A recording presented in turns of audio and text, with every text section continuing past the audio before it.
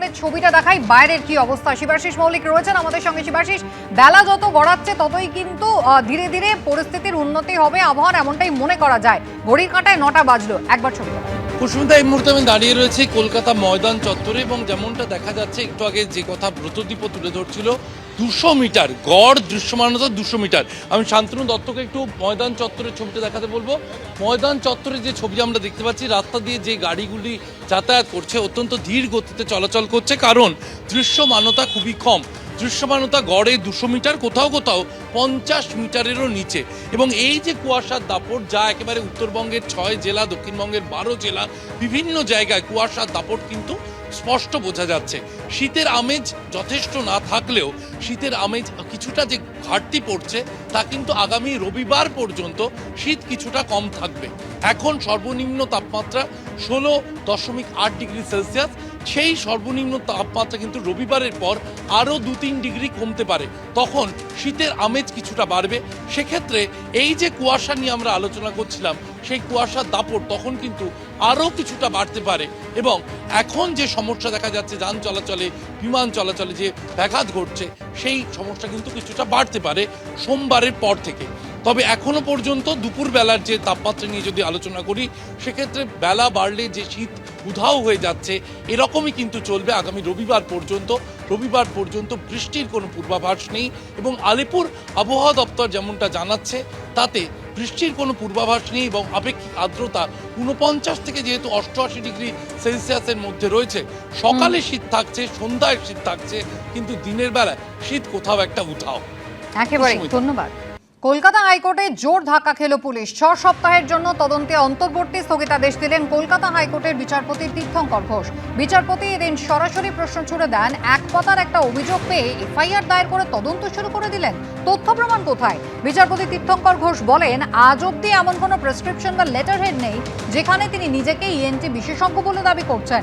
রাজ্যের আইনজীবী সওয়াল করেন, তিনি ক্লিনিকের প্রেসক্রিপশন ব্যবহার করেছেন, তিনি জানেন কি হচ্ছে।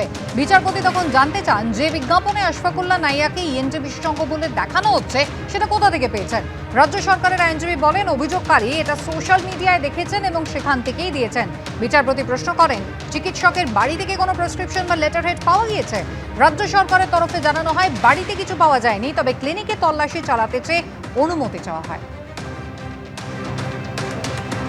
বিচারপতির যে অবজারভেশন, সেটা উনি একটা অ্যাঙ্গেলে উনি বুঝিয়ে দিয়েছেন যে এটা এক ধরনের রাষ্ট্রশক্তি ব্যবহার করে দমন পীড়নের একটা জায়গা তৈরি হয়েছে। তো আমরা মনে করি এই জায়গাটা আজকের আমি নয়, অন্য যে কোনো ব্যক্তির প্রতি হতে পারে, কিন্তু ভয় পাওয়ার কোনো জায়গা নেই। তাদেরকে সামনে আসতে হবে, যুদ্ধ করতে হবে। এই মামলায় পুলিশকে তীব্র ভর্ৎসনা করে বিচারপতি বলেন, তথ্য প্রমাণ জোগাড় করে তারপর এফআইআর বা তদন্ত শুরু করলে কি ক্ষতি হতো? আপনারা সাধারণ মানুষের অভিভাবক, কিন্তু রাজ্য সরকার যদি তার ক্ষমতা সাধারণ মানুষের ওপর প্রয়োগ করা শুরু করে, তাহলে তারা কোথায় যাবে? পাল্টা রাজ্যের আইনজীবী সওয়াল করেন, অভিযুক্ত চিকিৎসক ক্লিনিকের প্রেসক্রিপশন প্রায় 1.5 বছর ধরে ব্যবহার করছেন, তিনি কেন বলেননি যে তিনি ইএনটি বিশেষজ্ঞ নন? বিচারপতি সাফ জানিয়ে দেন, অপরাধমূলক বিশ্বাসভঙ্গ করা হয়েছে এমন কোনো তথ্য প্রমাণ এখনো পর্যন্ত পাওয়া যায়নি। পরিষ্কার বলছি, পুলিশ এটা অসভ্যতা করেছে। এইটা কোনো একটা মানে আমাদের এইরকম একটা সভ্য স্বাধীন দেশে এটা করতে পারে না পুলিশ। যদি আশফাকুল্লাহ নাইয়ার বিরুদ্ধে কোনো অভিযোগ থাকতো, তাহলে তাদেরকে সেইটা বলা উচিত ছিল যে আশফাকুল্লাহ নাইয়ার ওয়েস্টবেঙ্গল মেডিকেল কাউন্সিলে তার বিরুদ্ধে কমপ্লেন করা উচিত ছিল। পুলিশ সেরকম হলে তাকে নিজের ইয়েতে চিঠি দিয়ে ডেকে পাঠাতে পারতেন। সেই সব কিছু না করে, যেখানে সে থাকে না, সেই বাড়িতে গিয়ে তার সমস্ত নথিপত্র তো খুঁজে দেখে সেগুলো তার যে সিজ করেছে। আশফাকুল্লাহ নাইয়ার বাড়িতে পৌঁছে গিয়েছিল বিধাননগর থানার পুলিশ এবং সেখানে তার বাড়িতে রীতিমতো তল্লাশি চালানো হয়, তোলপাড় করা হয়। আশফাকুল্লাহ নাইয়া নিজে বলছেন যে তিনি 2 বছর সেখানে শুধু থাকেন না এমন নয়, পুলিশ কিন্তু নোটিশ পরে দিয়েছে, আগে তল্লাশি চালিয়েছে এবং রীতিমতো ভয় দেখানোর জন্যই পুলিশের এই তৎপরতা, এমনটাই মত চিকিৎসকের। পুলিশকে ভৎসনা করে হাইকোর্টের কড়া পর্যবেক্ষণকে হাতিয়ার করছে বিরোধীরা, যার পাল্টা জবাব দিয়েছে শাসক দল। আজকে জঙ্গিরা সারা পশ্চিমবঙ্গে ঘুরে বেড়াচ্ছে, আমার ডান দিকে আইসিস থাকে আর বাঁ দিকে আল কায়দা থাকে, তার বাড়িতে পুলিশ যায় না। আর একজন ডাক্তারের বাড়িতে এমএস লেখার জন্য দিয়ে পাঠাচ্ছেন। আমরা কেউ ঘাসে মুখ দিয়ে চলি না মুখ্যমন্ত্রী, আপনার এই আমরা শুনেছি আপনি অত্যন্ত রিভেঞ্জফুল এবং ভেঞ্জফুল।